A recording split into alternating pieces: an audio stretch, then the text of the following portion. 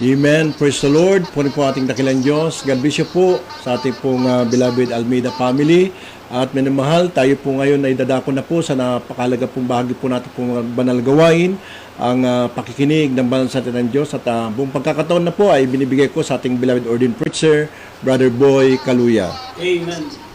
Purihin po ating pinakamamalang Panginoon. God bless you po sa ating beloved preacher, Brother Greg. At ang pinakamataas sa pagsamba, pinakamataas sa pagpupuri, pagluwalhati, karangalan at kadakilaan ay sa Diyos natin pinaglilingkuran ang ating pinakamamahal na Panginoong Jesucristo.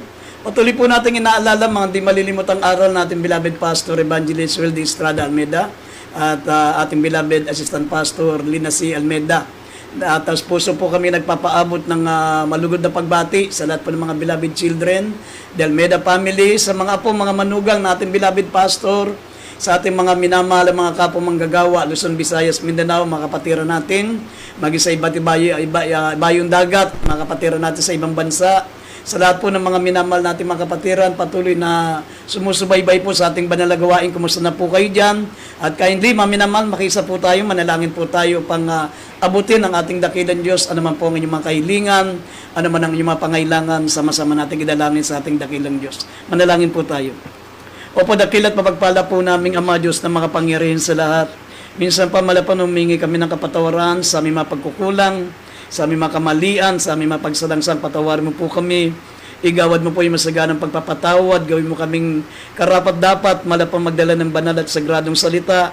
Kayo po mangusap sa pamagitan ng aming bibig, abutin mo po ang mga minamahal namin mga kababayan, lalo na po ang mga may taglay na sakit, may makaramdaman, ikaw lamang po ang kalang inaasahan. Malapanginoon, idinadalangin namin na bago matapos ang banal mong programa, matanggap nila ang kompleto nilang kagalingan, lalo na po ang kaligtasan ng kanilang kaluluwa. Pagpalain mo po, Malapanginoon, yung mga salita at aming sinasaway lahat ng gawa ng kalaban, demons of unbelief and doubts, demons of hindrances. We bind the power of darkness in Jesus' name. Amen and amen. Kindly, minamahal, buksan muna natin ating dalawang pambungad na talata dito sa Proverbs 10:24 at dito sa Philippians chapter 2 verse 2. Kindly, basahin natin dalawang pambungad na talata.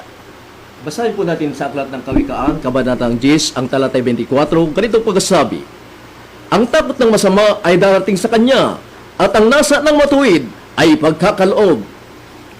Dito po sa Pilipos, Kabanatay 2, Talatay 2, ganito po ang pagkasabi: ay lubusin ninyo ang aking katuwaan upang kayo magkaisa ng pag-iisip, magtaglay ng isang ring pag-ibig na magkaisa ng akala at isa lamang pag-iisip. Amen. Maminamahal, ang ating pong paksa ay pamagatan po natin the desires of the disciples. Ang desire o mithiin ng mga tunay na mga disipulo ni Kristo. Ang ibig sabihin ng disciples, mga minamahal, ay learner, believer, and follower of Christ. Kaya bilang mga tayo po yung mga mananampalataya, consider na tayo po yung mga disciples. Bilang mga disipulo, maminamahal, sabi ng banal na kasulatan, if you continue in my word, then are you my disciples indeed. Kung susundin natin, maminamahal, sabi ng Biblia, kung magsisipanatili lamang tayo sa kanyang mga salita, ay tunay nga na tayo mga tunay na alagad ng ating mahal na Panginoon. Kailangan nating manatili sa mga salita ng ating pinakamamahal na Panginoon. Sabi ng pangalawang talatang binasa po natin, maminamahal, fulfill ye my joy, that ye be like-minded, having same love, being one accord and one mind. Dapat magkaroon po tayo, mga minamahal, ng isang katuwaan, isang pag-iisip, at magtaglay tayo ng isa rin pag-ibig, magkaisa ng akala at isa lamang pag-iisip. Dapat iisa po, mga minamahal, ang desire natin mga mananampalataya. Ito po yung the desire of the disciple. Tayo po yung mga mananampalataya ni Kristo. Kailangan magkaroon po tayo ng isang pag-iisip, isang akala, at sabi rito, magtaglay ng isa rin pag-ibig. Dito po sa mga talatang mababasa po natin, mga minamahal, ito po yung mga the disciple have some personal question and desire. Ito po yung mga personal question and desire ng mga disciples, at kung ano po dapat ang mga desire nila, dapat ito po maging mitiin po natin, mga minamahal, lalo na po sa mga mananampalataya ngayon. Kaya dito po makikita po natin iba-iba ang mitiin ng mga disipulo, pero tayong mga mananampalataya ngayon, bawat individual na mitiin nila, dapat taglayin po natin ngayon na tayo pong mga mananampalataya ngayon. May makukuha tayong mithiin, maminamahal, kay St. Peter. Meron tayong makukuha mithiin kay St. John. Meron tayong makukuha mithiin kay Tomas. At sa mga iba pang mga disciples, maminamahal. Pero pwede po nating lahat ito ay angkinin po natin para tayo po higit na maging karapat-dapat sa harapan ng ating pinakamamahal na Panginoon. Individual man ang kanilang mithiin, pero sa atin pwede nating gawin nating mithiin lahat ng mga mithiin nila, maminamahal, upang higit po tayong maging karapat-dapat sa harapan ng ating mahal na Panginoon. Tignan niyo po, maminamahal, unang-una, the desire of Peter is to follow Jesus now. Dapat hindi lamang sa St. Peter po, maminamahal, ang may mithiin na makasunod sa kalooban ng mahal na Panginoon. Dapat lahat po tayo. Sabi rito, kung mababasa po natin ng John 13, verse 36 up to 38, maminamahal, isa po sa mga mithiin po, maminamahal ni St. Peter, sabi niya, maminamahal, ang makasunod siya ngayon sa ating pinakamamahal na Panginoon. Basahin po natin John 13, 36 up to 38. Basahin po natin sa aklat ng Juan, kabanatang 36 hanggang 38, ganito pagkasabi. Sinabi sa kanya ni Simon Pedro, Panginoon, saan ka paroroon? Sumagot si Jesus, sa paroroonan ko ay hindi makasunod sa akin ngayon, ngunit pagkatapos ay makakasunod ka. Sinabi sa kanya ni Pedro, Panginoon, bakit hindi ako makakasunod sa iyo ngayon? Ang aking buhay ay ibibigay ko dahil sa iyo. Huling talata 38, sumagot si Jesus, ang buhay mo bagay iyong ibibigay dahil sa akin? Katotohanan ang sinasabi ko sa iyo, hindi titilaok ang manok hanggang ikaila mo akong makaitlo. Amen. Yan po, maminamahal. Ang sabi ng Banal na Kasulatan, the desire of Peter is to follow Jesus now. Gusto niya sumunod kagad sa ating pinakamamahal na Panginoon. Alam niyo, maminamahal, hindi pa tayo makakasunod at makakaparoon sa piling ng ating pinakamamahal na Panginoon hanggat hindi po natin nasusunod ang kanyang mga banal na salita. Ang pinakamagiging gabay po natin, ang pinakamagiging tinatawag po, maminamahal, na passes natin para makarating doon sa piling ng ating dakilang Diyos, yung sumunod po tayo sa kanyang mga salita. Yung sundin natin ang kanyang mga utos. Kasi sinabi ng ating malapanos sa ngayon na hindi ka pa makasusunod. Pero pagkatapos nito, makakasunod ka rin. Kasi gusto ni Apostol Pablo, maminamahal, as Apostol Pedro, gusto niya, maminamahal, makasunod siya kagad sa mahal na Panginoon pagpuntang langit. Pero hindi ganun ang paraan, maminamahal, ng ating mahal na Panginoon. Lahat po tayo, bago tayo makasunod sa piling ng Diyos sa langit, kinakailangan makasunod muna tayo sa kanyang mga salita. Kailangan makasunod muna tayo sa kanyang banal na kalooban. Kasi sinabi ng ating mahal na Panginoon, sinabi sa kanya ni Pedro, sabi niya, Panginoon, hindi ako makakasunod sa iyo ngayon, handa akong ibigay ang buhay ko dahil sa iyo. Pero sinabi ng ating mahal na Panginoon sa kanya, sumagot si Jesus, ang buhay mo bagay ibibigay mo sa akin. Katotohanan sinasabi ko sa iyo, hindi titilaok ang manok hanggang ikaila mo ako ng makaitlo. Yan po yung nangyari sa ating beloved St. Peter. Maminamahal, kaya nga bago po tayo mga minamalubusang makasusunod sa kalooban ng Diyos, makakasunod sa ating mahal na Panginoon, tandaan po natin, maminamahal, ay makakaranas din po tayo muna ng tinatawag po, maminamahal, na pagkatisod, pagkabagsak. Pero sabi nga ng Banal na Kasulatan sa Proverbs 24 verse 16, ang mga Kristiyano 7 beses babagsak pero muli silang ibabangon ng mahal na Panginoon. Kasi hindi karakadaka mga minamahal. Sabi na nga Banal na Kasulatan dito po sa Psalms 37 verse 23 and 24, at sundan natin ang Proverbs 24 verse 16, mga minamahal, at sabi po na nga Banal na Kasulatan, hindi po tayo mga minamahal karakadaka makasusunod. Talaga makaranas po tayo ng tinatawag po, mga minamahal, na pagbagsak. Makaranas tayo ng tinatawag po ng mga pagsubok. Makaranas tayo ng tinatawag na discouragement. Pero tandaan po natin, mga minamahal, hindi nangangahulugan na kapag tayo po'y bumagsak sa pagsunod sa kalooban ng Diyos, ay wala na tayong pag-asa. Kasi tayo po, sabi ng Banal na Kasulatan, ang mga mananampalataya, 7 beses babagsak pero mga minamahal, hindi tuluyang mabubuwal. Aalalayan siya ng kamay ng ating pinakamamahal na Panginoon. Kaya nga, hindi po dapat tayo manghina, hindi po dapat, mga minamahal, na mawalan po tayo ng gana sa paglilingkod sa Diyos kung tayo po'y makaranas ng pagbagsak. Sapagkat maminamal maging si Apostol Pedro, tatlong beses siyang ipinagkanulo ang ating mahal na Panginoon. Pero siya pa ang unang ginawang unang pastor ng unang iglesia. Talagang makakaranas po tayo ng ganyan, pero hindi nangangahulugan, maminamal na. Kapag tayo po ay bumagsak, kapag tayo po, mga minamal ay nakasuway, hindi nangangahulugan na wala na tayong pag-asa. Bawat pagbagsak po natin, ito po, mga minamal, ay magiging gabay po natin, mga minamal, magiging kalakasan po natin. Ito po yung magiging gabay natin upang makasunod po sa kalooban ng ating mahal na Panginoon. Kaya nga, unti-unti, ito si Apostol Pedro, maminamal, gusto niya karakadaka makasunod, pero sabi ng ating mahal na Panginoon, Pedro, 3 beses mo kong ipagkakanulo.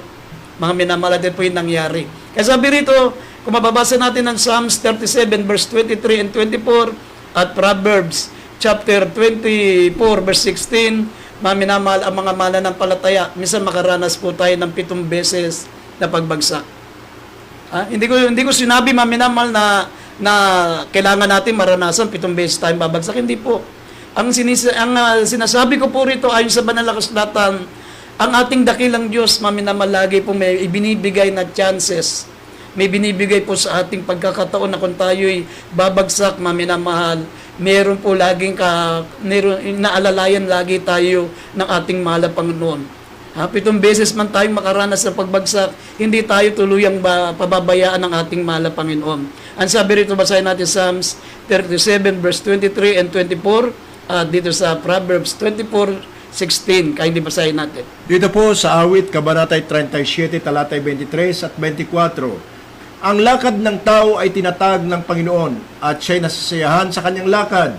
Sa 24, bagamat siya'y mabuwal, hindi siya lubos na mapapahiga sapagkat inaalayan siya ng Panginoon ng kanyang kamay. Proverbs. Basahin po natin sa Kawikaan, Kabanatang 24, ang talatay 16. Ganito ang pagkasabi, sapagkat ang matuwid ay nabubuwal na makapito at bumabangon uli, ngunit ang masama ay nabubuwal sa kasakunaan. Amen. Tignan nyo, maminamahal, basa po natin yan. Kaya walang mananampalataya, maminamahal, na hindi po mararanasan ng pagbagsak. Kasi habang tayo po, maminamahal, ay nakakaranas ng pagbagsak, nakaranas tayo ng isang kabiguan, maminamahal, ito po ay magiging pinakaaral po natin para tayo po ay lalong tumatag sa pananampalataya. Sabi nga, bagamat siya'y mabuwal, hindi siya lubos na mapapahiga, sapagkat inaalalayan siya ng Panginoon sa kanyang kamay. Si Apostol Pedro, bago naging tunay na pastor ng unang iglesia, maminamahal, sa 12 disipulo, tandaan nyo, siya po ang 3 beses na pinagkaila niya, maminamahal, ang ating mahal na Panginoon. Itinatwa niya, maminamahal, ang ating dakilang Diyos sa harapan ng maraming tao. Sabi sa kanya ng mga tao noon, di ba kasama ka rin ni Jesus? Sabi, maminamahal, ni Pedro, hindi ko kilala yan. Sa ikalawang pagkakataon, maminamahal, nakiumpok siya doon sa mga nagpapainit sa apoy. Sabi, nakilala siya ng mga tao ron, uy, alagad din yan, Jesus, kasama yan. Pero sabi niya, hindi ko siya nakikilala. Hindi ko siya kilala, sumpaman, sabi niya. Tapos nung pagpasok niya doon, maminamal, sa kung saan lilitisin ng ating malapon, meron na naman nakakilala sa kanya. At sinabi niya, isinusumpa ako, hindi ko nakikilala ang taong yan. Biglang tumilaok ang manok. At naalala niya, sinabi ng mahal na Panginoon, na 3 beses mo ko ipagkakaila at tsaka titilaok ang manok. Yan po ang sabi ng banal na kasulatan, pero hindi nangangahulugan na ito po, mga minamahal, ay dahilan upang siya'y bumagsak. Mga minamahal, sapagkat tinupad ng ating malapon ng mga pangako niya sa atin, sapagkat ang matuwid ay nabubuwal ng makapito, bumabangon uli, ngunit ang masamay nabubuwal sa kasakunaan. Ibabangon tayo ng ating mahal na Panginoon. Sabi ng banal na kasulatan, mga minamahal, ang totoong pong pagsunod sa kalooban ng Diyos, ang totoong pong pag-ibig sa ating pinakamamahal na Panginoon, katulad ni Apostol Pedro, akala niya ang basta pag-ibig sa ating mahal na Panginoon, sasamahan niya ang ating mahal na Panginoon. Ang totoong pag-ibig, maminamahal, sa ating pinakamamahal na Panginoon, yung pagtupad natin sa kanyang mga utos.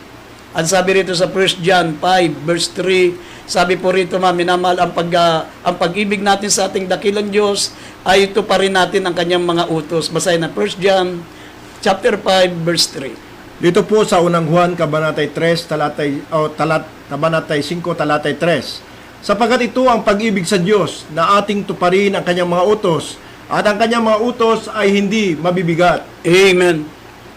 Sapagkat ito ang pag-ibig sa Diyos, nating tuparin ang kanyang mga utos, at ang kanyang mga utos hindi mabibigat. Hindi naintindihan, maminamal ni Apostol Pedro, akala niya, ganun lang maminamal ang totoong pagsunod sa kalooban ng Diyos, yung literal na susunod ka, saan pumunta malapang nun, sasama ka, hindi ganun. Ang totoo pong pagsunod, maminamal, yung sundin natin ang kanyang salita, sundin natin ang kanyang mga utos. At ang sabi ng ating pinakamamahalang Panginoon, kay Pedro, sa ngayon na hindi ka pa makasusunod, pero makasusunod ka rin, maminamal, pagdating ng araw. Ganun po ang pangako niya sa atin.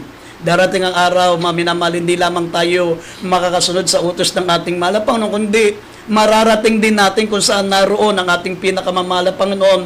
Gaya ng sinabi ng ating mahal na Panginoon, maminamal sa Biblia, in my Father's house are many mansions. Ako ay pupunta roon upang ipaganda kayo ng tahanan. At pag ito'y naihanda ko na kung saan ako naroon, kayo rin naman ay doroon, sabi ng ating dakilang Diyos. At ang pangalawa, maminamal, ito pong si Tomas. Ang desire ni Tomas, sabi, the desire of Tomas is to know the way to heaven, o to know the way to heaven. Ang gusto naman ni Tomas, maminamal na mangyari sa buhay niya ay yung malaman niya ang daan sa langit. Akala niya, maminamal, ang daan patungo sa langit ay literal, maminamal, na alam mo yung tinatawag, maminamal, na address. Alam mo, maminamal, yung sketch. Hindi ganon. Hindi literal, maminamal, na sasakay ka sa spaceship, alam mo kung paano saan papunta ang langit, hindi ganon. Ang talagang pagpunta sa langit, maminamal, sabi ng Banal na Kasulatan, yung susundin po natin ng kanyang mga utos. Sabi ng John 10:27 and 28, maminamal, nakikilala ng aking mga tupa, ang aking mga salita. At ang sabi niya, at nalalaman nila, mga minamahal, ang aking mga utos at sinusunod nila. Dinirinig ng aking mga tupa ang aking mga utos, ang aking mga salita, at ang sabi, at ito ay sinusunod nila, sabi ng Banal na Kasulatan. Basahin natin yung John chapter 10 verse 27 and 28. Mamaya buksan po natin ang John chapter 14 verse 1 up to 5. Kaya hindi, basahin natin matalata. Basahin po natin sa aklat ng Juan, Kabanatang 10, ang talatay 27 hanggang 28. Ganitong pagkasabi, dinirinig ng aking mga tupa ang aking tinig, at sila'y aking nakilala, at sila'y nagsisunod sa akin. 28 uling talata, at sila'y binigyan ko ng walang hanggang buhay, at kailanman hindi sila malilipol, at hindi sila aagawin ng sinuman sa aking kamay. John 14, 1 up to 5. Dito po sa Juan 14, Kabanatay 1 hanggang 5, huwag mga gulimihanan ng inyong puso, magsisampalataya kayo sa Diyos, magsisampalataya naman kayo sa akin. Sa bahay ng aking ama ay maraming tahanan. Kung di gayon ay sinasabi ko sa inyo, sapagkat ako'y paroon upang ipaghanda ko kayo ng dakong kalalagyan. At kung ako'y pumaroon at kayo'y may paghanda ng kalalagyan, ay muling paririto ako at kayo'y tatanggapin ko sa aking sarili, upang kung saan ako naroon, kayo naman ay dumoon. At kung saan ako paroon, ay nalalaman ninyo ang daan. Sa 5, sinabi sa kanya ni Tomas, Panginoon, hindi namin nalalaman kung saan ka paroroon. Paano nga malalaman namin ang daan? Amen. Tignan niyo, maminamal, ito pong tinatawag na Thomas, maminamal, si Thomas, the disciple. Akala niya literal yung sinasabi ng ating mahal na Panginoon na malalaman niya ang daan, malalaman niya, maminamal, yung tamang address, paano makarating doon sa piling na mahal na Panginoon. Hindi po. Sabi niya, maminamahal Panginoon, paano namin malalaman kung saan ka paroroon? Paano nga namin malalaman ang daan? Ang ibig sabihin dito, maminamahal ng ating pinakamamahal na Panginoon, yung pagpunta sa langit. Ipinangako niya, maminamahal, na tayo pong lahat na naglagak ng pananampalataya sa Kanya. Sabi ng Biblia, magsampalataya tayo sa Diyos, magsampalataya din naman tayo sa ating pinakamamahal na Panginoon Kristo. Sa bahay ng ating Ama, sa bahay ng ating dakilang Diyos, marami pong mga tahanan. Ang sabi rito, sapagkat ako'y paroroon upang ipaganda tayo ng dakong kalalagyan. At kung ako'y pumaroon at kayo'y maipaganda na ng kalalagyan, ay muling paparito ako at kayo'y tatanggapin ko sa akin sarili upang kung saan ako naroroon, kayo naman ay dumuon. At kung saan ako paroroon, ay malalaman nyo ang daan. Ibig sabihin, maminamal ng daan na tinutukoy diyan, yung pananampalataya na makapagdadala sa atin sa langit. Kasi sa ngayon, maminamal talaga napakarami na pong reliyon. Napakarami pong mga pananampalatayang itinuturo ang tao, maminamal. Akala nila akit sila sa langit, pero yan po ang malaking pagkakamali ng maraming tao ngayon. Ay yung ang hindi naniniwala na si Kristo ay Diyos naniniwala sila, akit sila sa langit Imagine si Kristo, tao lang sa kanila, pero yung kanilang punong ministro, anghel, mas mataas pa yung punong ministro nila, yung founder nila, kaysa sa ating pinakamamalapang na Kristo. Ang pagkakilala nila sa malapang na Kristo, tao. Maraming mga talata, tao si Kristo. Pero yung kanilang ministro, kahit wala naman sa Biblia, ipinipilit nilang ipasok sa Biblia yung kanilang punong ministro. Mga minamal, para lang sabihin sila nasa katotohanan. At ito po'y anghel. Si Kristo tao, pero yung kanilang punong ministro ay anghel, mas mataas pa sa ating mahal na Panginoon Kristo. Tandaan nyo, maminamahal, sabi ng ating pinakamamahal na Panginoon, at sinabi sa kanya ni Tomas, Panginoon, hindi namin nalalaman kung saan ka paroroon. Paano nga namin malalaman ang daan? Paano nga natin malalaman ang daan? Ano po ang daan? Sabi dito, John 14 verse 6, maminamahal, at John 10:9. Mga minamal, ang daan, wala pong iba kundi ang ating pinakamamahal na Panginoon Kristo. Maglaga ka ng pananampalataya sa mahal na Panginoon Kristo, sapagkat ang layunin, maminamal, na kanyang pagkakatawan tao ay para ituro sa atin ang daan. Ituro sa atin ang daan ng langit, ituro sa atin paano tayo aakit sa langit, at paano po tayo, mga minamal, mamumuhay bilang karapat-dapat sa langit. Kaya sinabi niya siya ang daan. Pero hindi siya, mga minamal, literal na tao. Siya po'y Diyos na nagkatawan tao para ituro sa atin ang daan. At ang sabi ng Biblia, siya ang daan, siya ang buhay, at siya ang katotohanan.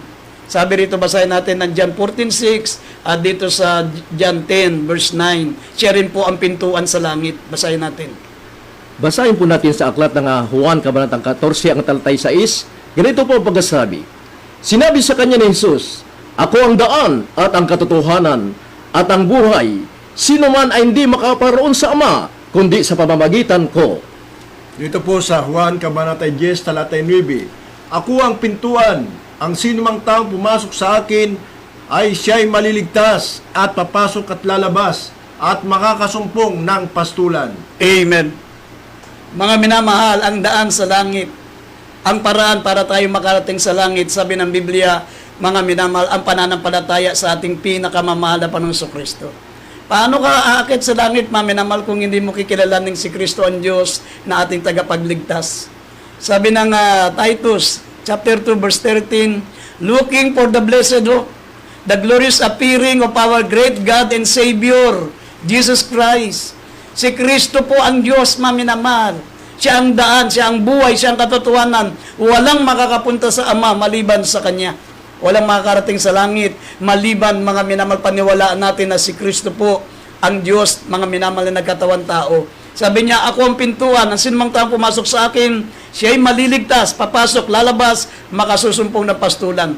Ibig sabihin ng sinumang pumasok sa akin ay maliligtas. Ibig sabihin, paglagakan natin ng pananampalataya, pumasok tayo sa pananampalataya kay Kristo. Hindi ka pwedeng umakit sa langit, maminamal, na hindi mo kikilalanin ang ating dakilang Diyos na tagapagligtas. Sabi ng Tito 2:13, si Kristo po ang ating dakilang Diyos at tagapagligtas. Paano ka akit sa langit kung itatanggi mo mismo ang Diyos na tagapagligtas? Ibig sabihin, yung Diyos na may-ari ng langit at lupa, paalisin mo tapos ikaw ang akit sa langit. Paano mangyari yan? Hindi mo paniwalaan na si Kristo ang may-ari ng langit, ang mag-aakit sa'yo sa langit, palabasin mo si Kristo para ikaw makaakit sa langit. Imposible yan, maminamahal. Sabi rito, idagdag natin ng Tito 2:13, ang ating dakilang Diyos ay ang ating pinakamamahal na Panginoong Kristo. Hindi ka pwedeng makaakit sa langit, mga minamaliban sa ating pinakamamahal na Panginoon. Sabi niya, I am the way, the truth, and the life. No one cometh unto the Father but by me. Walang makakarating sa Ama, walang makakapunta sa langit kundi sa pamamagitan ko. Maglaga ka ng pananampalataya kay Kristo na siya ang Diyos na nagkatawang tao para iligtas ka sa iyong kasalanan. Yun lang po ang mag-aakit sa iyo sa langit. Kaya kung hindi mo paniniwalaan si Kristo, mga minamahal, ay magdadala sa iyo sa langit, huwag kang umasa sa langit. Huwag kang umasang aakit ka sa langit. Mga minamahal, kahit doon ka pa matulog sa simbahan nila, huwag ka nang umuwi. Hindi ka pa rin aakit sa langit. Yan po ang sabi ng Biblia. Basahin natin yung Tito 2:13. Idagdag natin sandali.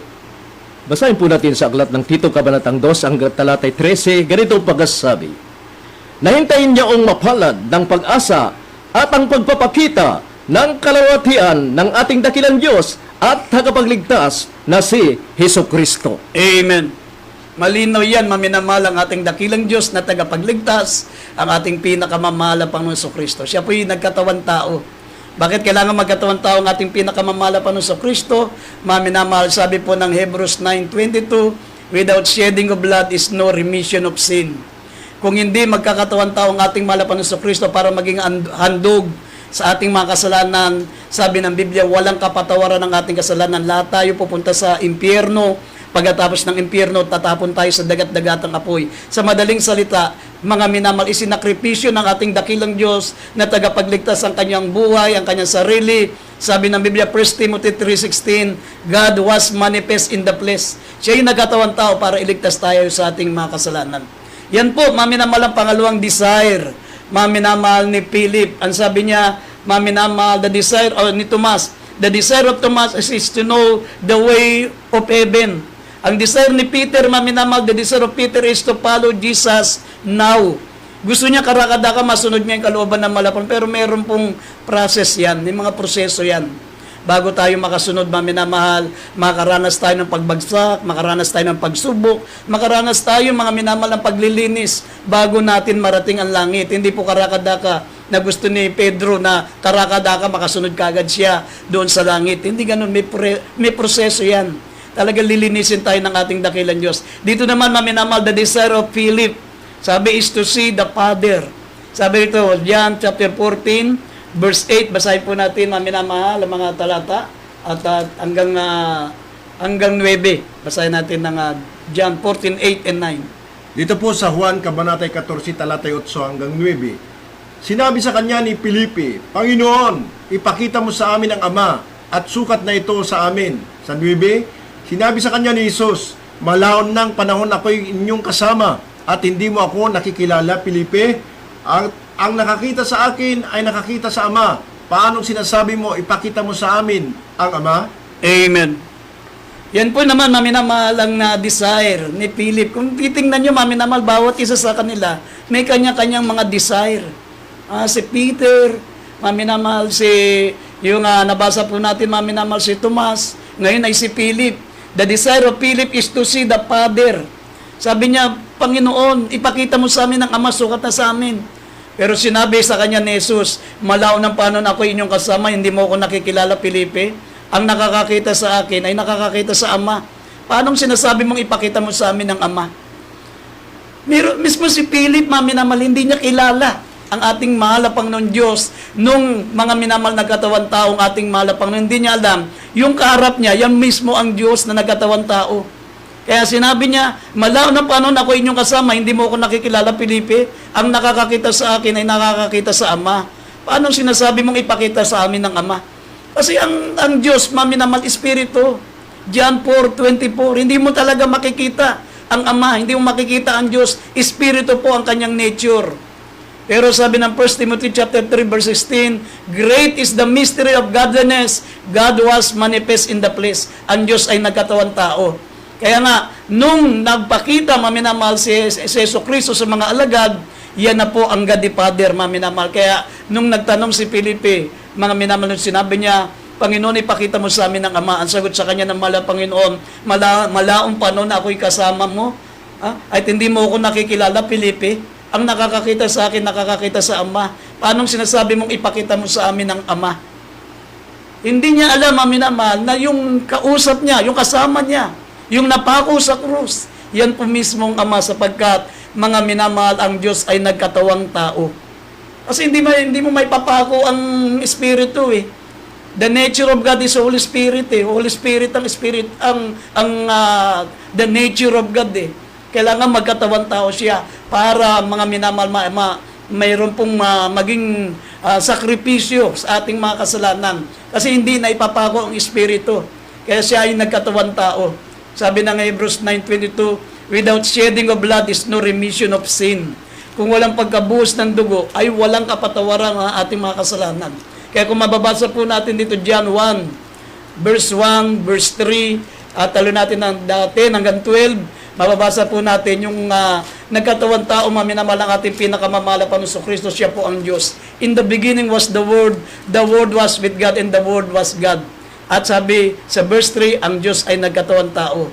Nilikha niya ang mundo, nilikha niya ang sanlibutan, ngunit hindi siya kinilala ng sanlibutan. Pero ang sinumang kumilala sa Kanya ay binibigyan niya ng karapatan, tawaging anak ng Diyos sa makatuwid ang sumampalataya sa Kanyang banal na pangalan. Basahin po natin ang mga huling talata, mga minamahal, John 1, verse 1, verse 3, talo natin ng 10 hanggang 12, hindi ba? Dito po sa aklat ng Juan, Kabanatang 1, ang talatay 1:3 hanggang 12, ganito po ang pagkasabi. Nang pasimula siya ang berbo, at ang berbo ay suma sa Diyos, at ang berbo ay Diyos. 3, ang lahat ng mga bagay ay ginawa sa mamamagitan niya, at alinman sa lahat na ginawa ay hindi ginawa kung wala siya. Dito po sa 10, ganito po pagkasabi. Siya'y nasa sanlibutan, at ang sanlibutan ay ginawa sa mamamagitan niya, at hindi siya nakilala ng sanlibutan. Siya'y naparito sa sariling kanya, at hindi siya tinanggap ng mga sariling kanya. Datapot ang lahat ng sa kanya ay nagsisitanggap, ay pinagkalooban niya silang karapatang maging mga anak ng Diyos sa makadudbagay ang mga nagsisampalataya sa kanyang pangalan. Amen. Tignan niyo, mga minamahal. Ang sabi ng banal na kasulatan, ang ating dakilang Diyos ay ang ating pinakamamahal na Panginoong Kristo. Sabi, in the beginning was the Word was with God, and the Word was God. Ang ating dakilang Diyos, ang ating pinakamamahal na Panginoong Kristo, sabi, the Word was God. Ang tinutukoy po rito, ang ating mahal na Panginoon. Sabi ng verse 3, all things were made by Him, and without Him was not anything made that was made. Kung wala siya, mga minamahal, lahat ng ginawa ay hindi nagawa kung wala siya. Sabi ng verse 10, mga minamahal, He was in the Word, and the Word was made by Him, and the Word knew Him not. Ang sanlibutan ay ginawa niya, ngunit hindi siya nakilala ng sanlibutan. Sabi, He came unto His own, and His own received Him not. Siya'y naparito sa kanyang sariling kanya, ngunit hindi siya tinanggap ng sariling kanya. Kaya maraming mga religion ngayon hindi naniniwala sa ating pinakamamahal na Panginoong Kristo, pero may mga Biblia. Bakit? Maminamahal, sapagkat gusto nilang pasunurin, maminamahal, ang Biblia sa paniniwala nila kaysa sumunod sila sa Biblia. Kaya maraming taong hindi nakaalam ng katotohanan kasi gusto nila, Biblia ang susunod sa paniniwala nila. Kaya nga, pag hindi sila naniwala na si Kristo ay tao, gusto nilang ang Biblia, pasusunurin nila, maminamahal, sa paniniwala nila na si Kristo ay hindi Diyos, ang si Kristo ay tao lang. Pero sabi po ng John 1:12, datapot ang lahat ng sa kanya nagsitanggap, ay pinagkalooban niya sila ng karapatan maging anak ng Diyos sa makatuwid bagay ang mga nagsampalataya sa kanyang pangalan. Ang binibigyan lamang po, maminamahal, ng karapatan na maging anak ng Diyos, yung sumampalataya sa ating mahal na Panginoong Kristo. Kaya hindi pinag-uusapan diyan kung gaano ka kasigasig, hindi pinag-uusapan diyan kung gaano ka, mga minamahal, ka panatiko sa iyong paniniwala. Ang pinag-uusapan dito, para ka maging anak ng Diyos, sampalatayanan mo ang ating mahal na Panginoong Kristo. Sabi rito, pagkakalooban ka ng karapatang maging anak ng Diyos sa makatuwid ang sumampalataya sa kanyang pangalan. Kahit mga minamahal, ministro ka pa, kahit ikaw po ang naging founder, kahit doon ka na tumira sa loob ng iglesia, hindi ka magiging anak ng Diyos hanggat hindi ka naniniwala na si Kristo ang ating dakilang Diyos, ang ating tagapagligtas, mga minamahal. Kaya sa gabing ito,